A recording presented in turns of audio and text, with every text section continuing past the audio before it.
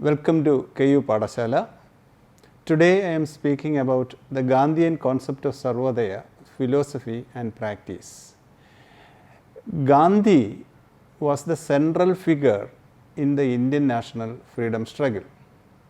Mohandas Karamchand Gandhi, the half-naked fakir, the father of the nation, Bapuji and Mahatma was the central figure of the Indian national freedom struggle after the First World War.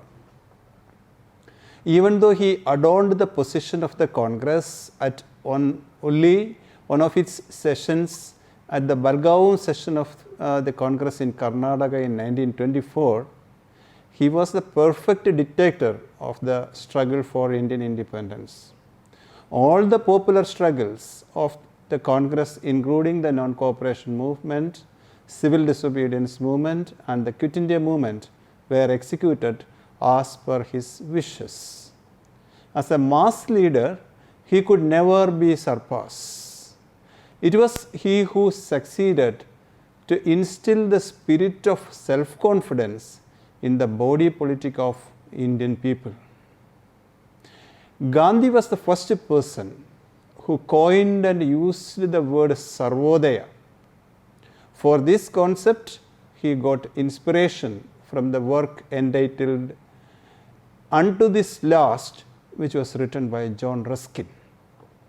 Mahatma Gandhi was not the author of Sarvodaya, but the first person who coined and used the word Sarvodaya, for which he owes much to John Ruskin, the English social philosopher, for this idea and concept. It was a collection of essays entitled Unto This Last, written and published in 1862 by Ruskin, criticizing the capitalist system and its inherent weaknesses. The alternative solutions offered by Ruskin for this welfare state of the entire humanity, ensuring fair wages, meaningful work and protection of the downtrodden people. Gandhi happened to read the book during an overnight train journey at South Africa when the German friend Henry Pollack, a newspaper editor of Johannesburg, supplied the same to him. Gandhiji recalled in his autobiography, My Experiments with the Truth, that it caused an instantaneous and practical transformation of his life, and he has discovered some of the deepest convictions reflected in the great book of Ruskin. Gandhi recollected that he had taken some major lessons from the book of Ruskin, and most important among them are that the good of the individual is contained within the good of all, that all people have the same right to earn a livelihood from their work regardless of their trade, that a life of labor as a farmer or a hand craftsman is a dignified and as well as valuable life. Gandhi translated Unto This Last to the Gujarati language in 1908 with the title Sarvodaya.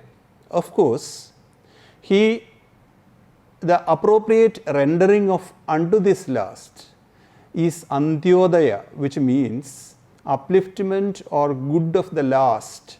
Gandhi preferred the book broad title Sarvodaya because he believed that last one's upliftment or welfare includes in that of all, includes the rich.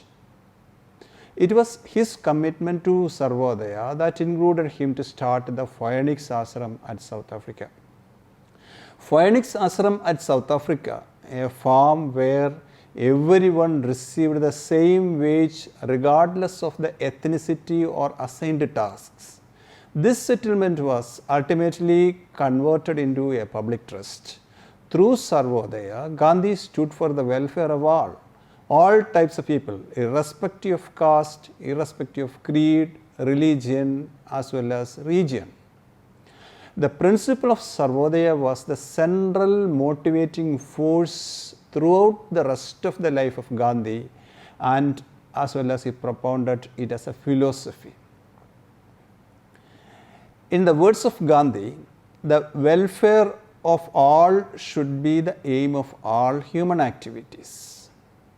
Gandhi propounded Sarvodaya as a philosophy and practical solution for the establishment of an egalitarian social order applicable for all regions of as well as periods past, present and future.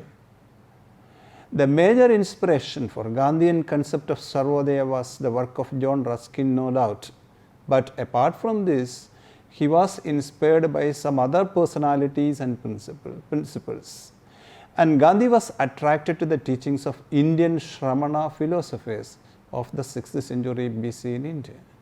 The successful functionaries of the republican states of the 6th century BC in India was well appreciated by Gandhiji. The teachings of Indian Shramana philosophers like Rishabha Magadeva, Parshvanath, Ajidananda, Arishtanemi, Mahavira, Ajitakesha Kamblin, Suddharama Buddha, Bhagata Kachayana, Makhali Gosala and Gautama Buddha stressed non-violence, self-control, self-sacrifice and moksha or action philosophy through the karma marga that had its great influence in the spiritual and philosophical thinkings in which Gandhi always involved. He was also influenced by the Greek philosophers like Thales, Anaximander, Pythagoras as well as Heraclitus.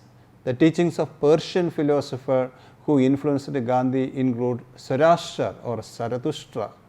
Then Chinese philosophers like Lao Zedong and Confucius also influenced Gandhiji a lot. Not only the Indian philosophy of spiritual philosophies of the 6th century BC, but also other world philosophers influenced Gandhi through their exhortations of which values like universal love, compassion and magnanimity, which has a central position.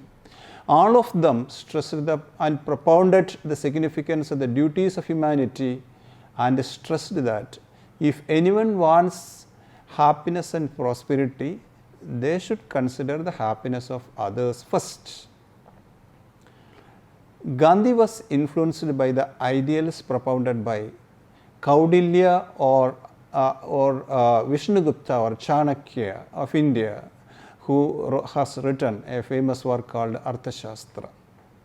Gandhi could not neglect the ideals proposed by Kaudilya, the Machiavelli of India, who put forward his principle of statecraft and diplomacy through Arthashastra, which says that in the happiness of the subjects lies his happiness, in their welfare his welfare, whatever pleases himself he shall not consider as good, but whatever pleases his subjects he shall consider as good, while he has been speaking about an ideal king.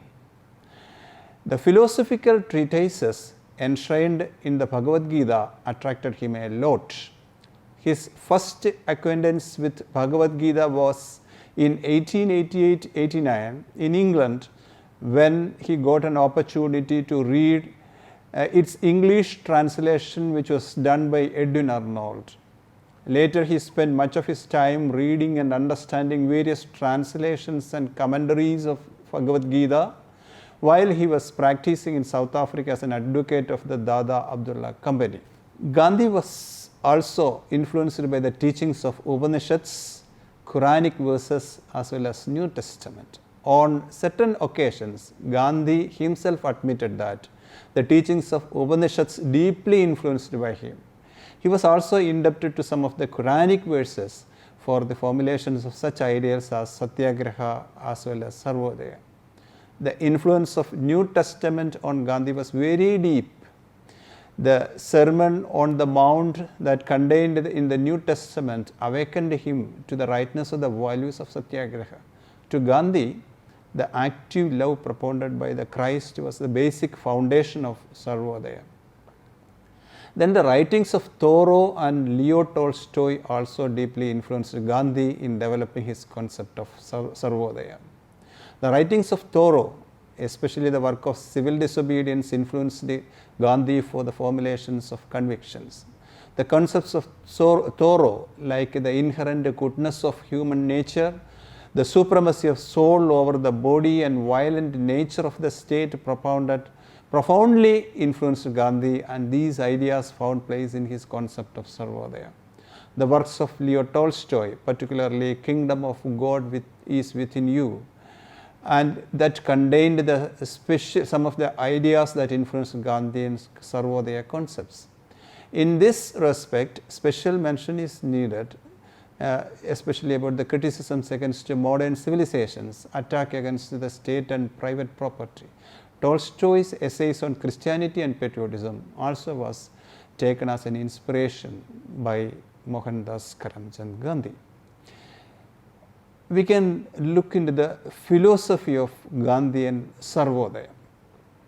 Sarvodaya of Gandhi was part of the constructive program which he advocated along with the Indian national freedom struggle. Gandhi was not only a leader who guided the country to independence through the non-violent struggle, but he was a person with a deep insight into the social as well as economic aspects of life. Perhaps the constructive program of Gandhi was more productive than all other activities that he accomplished. He adopted a technique of truce struggle method against the British, which means that putting pressure against the Britishers, and again in an interregnum he was going into the compromise, then again putting pressure tactics, and during this period of truce he concentrated on the constructive programs. This kind of things that we can see during the interregnum or interval between the non-cooperation movement as well as civil disobedience movement, and as well as from civil disobedience movements to that of Quit India movement. Truly, Gandhi was the first political figure in Indian freedom struggle who understood clearly the enormous potential in the masses, who resides not only in the metropolitan cities but also on the remote villages. He was the first national leader who taught to his countrymen that the soul of India rests in Indian villages. Gandhian constructive program of Sarvodaya was a movement of the people, by the people and for the people. The concept of Sarvodaya seems to be a revolutionary program which has a potential to change the course of the life. He proposed village autonomy and village economy not only for nostalgic reasons but for the sole purpose of making them self-supporting, self-sustaining and self-developing. He realized that India had traditionally inherited a system of rural self-government based on Panchayati Raj, and it was this democratic decentralization which was responsible for the stability and preservation of Indian civilization. He longed for the establishment of a cooperative federation of village republics.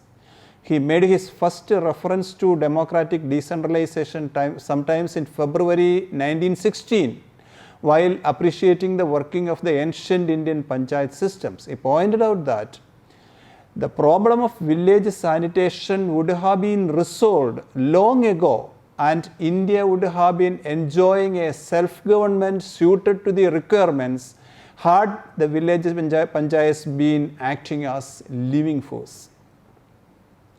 Gandhian constructive program of Sarvodaya was a movement of the people, by the people and for the people. The concept of Sarvodaya seems to be a revolutionary program which has its potential to change the course of life.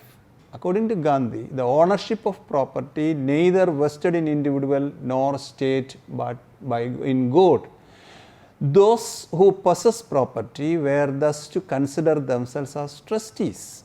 No one was to keep more to him than he needed. Everyone was to work according to his or her capacity and to receive according to his or her real need. Gandhian trusteeship is a radical theory which called for voluntary sacrifices from the haves in the interest of the have-nots. In Sarvodaya principles, the standard of life and not standard of living is fundamental. To Gandhi, a rise in the standard of living might even lower the standard of life by reducing man's physical, moral, intellectual and spiritual standards and powers. Moreover, decentralization can be used as an effective mechanism to check and prevent the bureaucratic system that is prevailing in the country. The establishment of a socialist and egalitarian society was the ultimate goal of Sarvodaya principles of Gandhi. As far as the philosophical and ethical principles aspects of Sarvodaya were concerned, it aims at the spiritualization of politics. It imagines the elimination of mutual strifes and parity which conflicts through the cooperative mutuality as well as dominant altruism. Gandhi believed that the nature produced enough for the satisfaction of the people and wants of the people and not their creeds. He visualized a total transformation of the society in which everybody contributes his or her own maximum share for the peace and harmony of the world. Gandhi called his welfare state based on Sarvodaya as Ramarajya. Sarvodaya aims at the realization of the global welfare and as well as consequently a universal brotherhood and friendship in the place of corrupt and unjust world where only a few enjoyed the fruits of labor. Gandhi has made indirect attempts to make the principle of Sarvodaya into practice through his ashrams. His Phoenix ashrams, which he set up at Durban in South Africa in 1904, and the Sevagram ashram at Vartha, founded in 1936, were his experimentation towards the ideals of Sevagram. Located far away from the tourist hub of Durban, Sarvodaya is today a museum that showcases the important role Gandhi played in promoting justice, peace, equality through the moral values like truth as well as non-violence. Sevagram was started as part of the constructive program and rural reconstruction activities. It was Jamnalal Bajaj who offered a village that belonged to him for the starting of Sevagram Ashram. Gandhi started the All India Village Industries Association on 14 December 1934 in the upper room of Mahila Ashram Vartha. Dr. Joseph Cornelius Kumarappa, known for his theory of economy of permanence, was chosen by the Congress to lead the movement as per the wishes of Gandhi. During the period of freedom struggle, Gandhi, through his charisma, unified the nation through the symbols of charkha as well as khadi.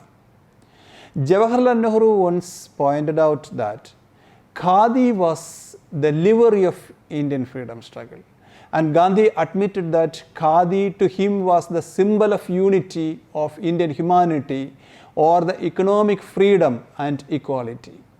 Gandhi longed for a world based on democratic decentralization in which charkha represents the social and economic symbol of unity of India. He said, "The world is weary of the after effects of the Second World War. Even as the charkha is India's comfort today, it may be the world's tomorrow because it stands not for the greatest good of the greatest number, but for the greatest good of all people, all category of people." When the chronic unemployment and underemployment that occurred in the country, that Gandhi advanced the use of charkha and khadi as a palliative treatment for the Indian masses. As per the interventions of the All India Spinners Association, activity has been undertaken in order to propagate charkha all over the country, and as per the directions of Gandhiji, such a kind of continuous activity has been started in various parts of India, and within a short span of time he could enlisted the support of a large number of people and for manufacturing large amount of products, khadi products as well as cottage products. That was of course an experiment that he has done during the time of his Indian national freedom struggle.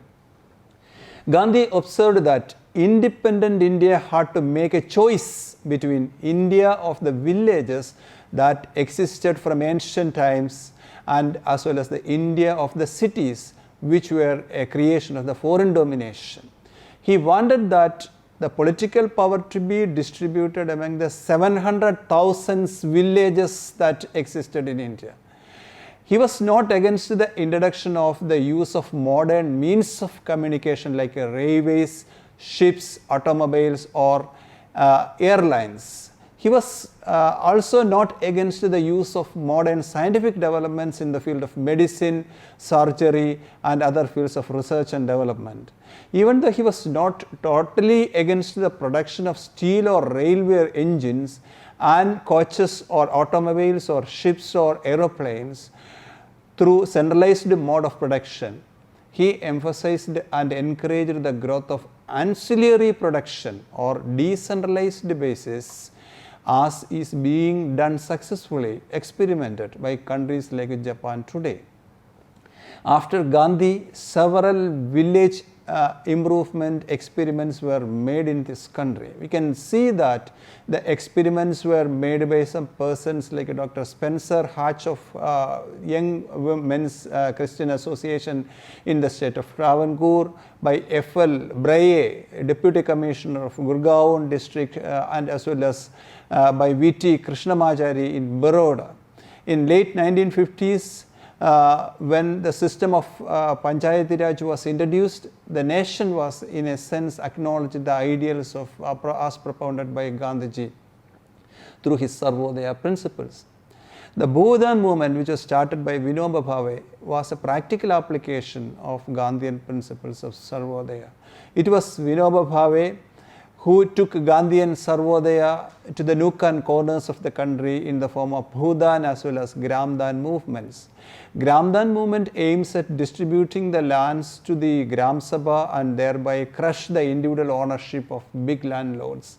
After the assassination of Gandhiji, Vinoba brought some Gandhian organizations together under the Sarva Sevak Sangh to carry out the work of Sarvodaya reforms as stipulated by Gandhiji. After some time, the mantle of Sarvodaya was taken over by Jayaprakash Narayan from Vinoba Bhave. He founded Gandhian Institute of Studies at Banaras in early 1960s. It is interesting to note that when Jawaharlal Nehru invited Jayaprakash Narayan to join in his ministry, he refused it, alleging that Nehru and Congress betrayed the Gandhian principle of Sarvodaya. We can see there was a rift that started between Vinoba Bhave as well as Jayaprakash Narayan that adversely affected the prospects of the Sarvodaya movement and its future implementation in India. When Jayaprakash, this JP has announced the total revolution for the implementation of Sarvodaya, many followers relayed behind him. But during this time of Indira Gandhi, when she came to power, she attempted to punish both Vinoba Bhave as well as Jayaprakash Narayan and put both of them in jail during the emergency period. It was the death knell to the Sarvodaya ideology and the movement that had leap-sided growth thereafter. So we can see some of the limitations and challenges of Sarvodaya, even though as a principle and as well as as a practical solution to the problems that our country has been facing. Gandhi has proposed this Sarvodaya principles, but it has its own inherent weakness that also we can see. It is beyond the doubt that the ideological and philosophical base of Sarvodaya is very strong, but the problem started with its practical applications. To an ordinary man living in our own times, the Gandhian ideas of Sarvodaya and trusteeship may seem to be outdated and cannot imagine a future where we have to return to the romantic village situation of the past. Since many aspects of Sarvodaya are very difficult to put into practice, The critics condemn it as an utopian philosophy. There exist many practical limitations in applying Sarvodaya in modern civilizations. Modern nation states industrialize themselves to make their country and economy strong and resist the threats posed by the neighborhood countries. Sarvodaya assumes the human beings to be the epitome of virtues only. But in reality, jealousy, selfishness, then possessiveness are all ingredient among the people by nature itself. Hence, establishing a Sarvodaya society based on the mutual love, cooperation, selfless service, etc. is indeed suggested as an impossible task. Gandhian concept of simple living and high thinking has been contested by people very often. The criticism is on the ground that sometimes people with the simplest of food and practice of austerity's nature all types of sinister desires and activities. In some quarters, in fact, wealth is believed to be the indispensable prerequisite for culture and as well as higher values. And Gandhian symbols of charkha and khadi were not proved to be a success. Even though the cottage industries may generate employment to many people, at the same time, it may be a failure due to the high cost of production and low quality of the products as well. The proposals for trusteeship and decentralized production were criticized as impractical and serve only for the purpose of academic exercise. And Gandhi's exhortations for disbanding International Congress and implementing Sarvodaya ideals through Bharat Sevak Sangh failed miserably actually. Gandhiji towards the end of Indian freedom struggle advised his party men to disband the International Congress and create a non-political moral force supported by the spiritual and philosophical goals of Sarvodaya for serving the nation, and named it as Lok Sevak Sangh, a people's service organization. But nothing had been heard about this proposal of Gandhi later. Consequently, the Sarvodaya as a philosophical and practical doctrine proposed by Gandhi for the welfare of all categories of people met with many challenges and serious nature that threatened its very existence. A movement that was considered as a guiding star for the future of India has been practically reduced to a status of voluntary and social work agency. The old guard leadership of the movement still work in platform and purpose and lost its credibility with the general public as an alternative philosophy to save India from social, economic and political disparities. In the present day world, we can examine whether this Sarvodaya principle is relevant in a contemporary world. In the present day world, there is unending greed for conquering and as well as subjugating everything possible. Nature and creatures of nature and human beings consider themselves as takers of all resources as against the leavers who represent the trustees in Gandhian concepts. The takers in their carvings for power have brought us to a catastrophic situation.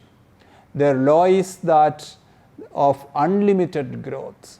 They assume that unbridled development of economic growth it's the panacea for all their problems. On the contrary, the law followed by the leavers is that of sustainable growth.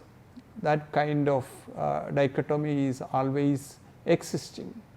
In the present globalized village, humanity is facing divergent challenges and problems, including economic and ecological issues. The hopes that given by the technocrats and as well as the world leaders that the successful discoveries, technological innovations and massive industrialization could resolve the emerging problems and ensure development were all proved futile, which is evident from the experience that we face so far. Interestingly, the problems that we face today were nothing but the one that Gandhi has predicted in his own times.